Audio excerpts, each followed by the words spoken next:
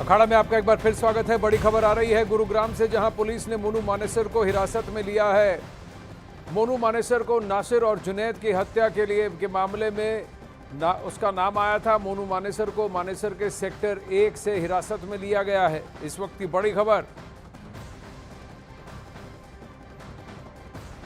मोनू मानेसर वही व्यक्ति है जिसकी वीडियो के वायरल होने की वजह से नूह में हुई हिंसा में उसको एफआईआर में इसका नाम घोषित किया गया था। वो उधर भी वांटेड था और साथ ही 2 हत्या के मामले में, नासिर और जुनैद की हत्या के मामले में भी ये वांटेड था। मोनू मानेसर को अब हिरासत में ले लिया गया है।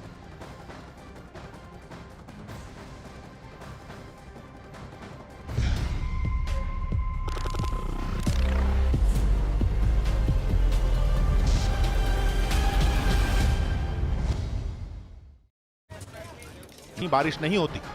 उधर मोरक्को में आए भूकंप के बाद वहां के कई डराने वाली तस्वीरें अब सामने आई हैं, जिनमें हर तरफ सिर्फ मलबा ही मलबा बिखरा हुआ दिखाई दिया।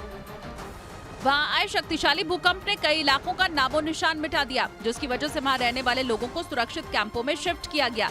वहां से आई तस्वीरों में मलबे का पहाड़ दिखाई दिया। वहां मौजूद सैकड़ों घर भूकंप के तेज झटकों की वजह से जमींदोज हो गए। ऐसे में किसी घर का सिर्फ दरवाजा नजर आया तो किसी के घर का सामान बिखरा पड़ा दिखाई दिया, जिसके बीच कुछ लोग अपना बचा हुआ सामान इकट्ठा करते नजर आए। वहां मौजूद लोगों ने बताया कि भूकंप की वजह से जैसे ही उनके घर हिलने लगे, वो जान बचाकर वहां से भाग निकले। इसके बाद उन्हें सुरक्षित कैंपों में भेज दिया गया।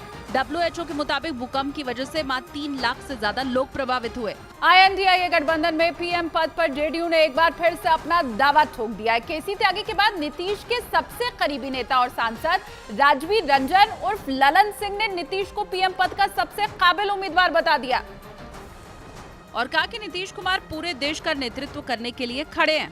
आप सबों ने एक ऐसा नेता इस देश को, बिहार को दिया है जो पूरे देश का, बिहार का नेतृत्व तो कर ही रहे हैं, पूरे देश का नेतृत्व करने के लिए आज खड़ा है। ललन सिंह के इस बयान के बाद INDIA गठबंधन में एक बार फिर पीएम पद पर बाकी दलों की दावेदारी का सिलसिला शुरू हो सकता है। चंद्रयान से चांद को छूने और सूरज की तपिश को नापने के लिए आदित्य L1 को भेजने के बाद अब भारत समंदर में गहराइयों के छिपे रहस्यों को उजागर करने का मिशन शुरू करने वाला है।